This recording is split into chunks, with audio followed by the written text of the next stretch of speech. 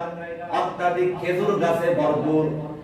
আল্লাহর নবীকে ডাক দিয়ে বলে, জিবরাইল, ইয়া রাসূলুল্লাহ, ইয়া হাবিবাল্লাহ, এই যে জায়গাটা দেখা যাচ্ছে তার নাম হচ্ছে ইয়াসরিব, অন্য নাম হচ্ছে মদিনা।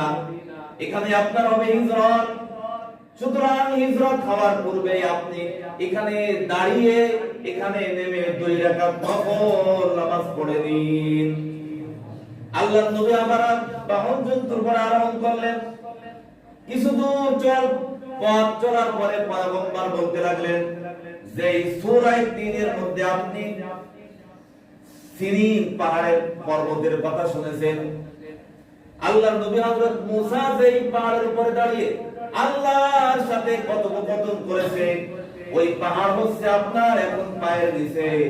এই পাহাড়ের উপরে দাঁড়িয়ে আপনি 2 রাকাত নফল নামাজ পড়ে নিন। আল্লাহর নবী দ্বিতীয়বার নামাজ পড়লেন।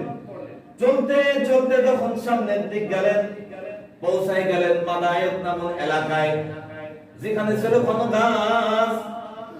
আল্লাহর নবীকে জিবরাইল ডাক দিয়ে বলে, পয়গম্বর, হযরত শুআয়ব নবী যে এলাকার মধ্যে তিনি নবুয়তির দায়িত্ব পালন করতেন, ওই এলাকার নাম হচ্ছে মাদায়েন।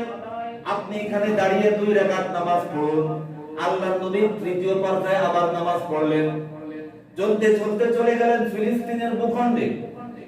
আল্লাহর নবীকে জিবরাইল ডাক দিয়ে বলে, পয়গম্বর, যেই এলাকার মধ্যে হযরত ঈসা নবীর পয়গম্বরের জন্ম হয়েছিল, ওই এলাকা আপনার পায়ের নিচে। সুতরাং এখানে দাঁড়িয়ে আপনি 2 রাকাত নামাজ পড়ে ধন্য করে নিন। সুবহানাল্লাহ।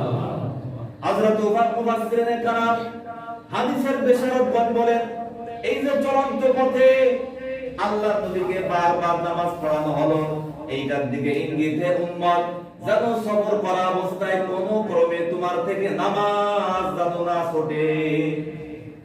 আল্লাহর নবী চলে গেলেন। চলতে চলতে বাইতুল মাকদিসের কাছে পৌঁছাবেন। এই চলন্ত পথে আল্লাহ তাকে বিভিন্ন নিদর্শনাবলী দেখালেন। লিনুরিয়াহু মিন আয়াতিনা ইন্নাহু হুয়াস সামিউল বাসীর।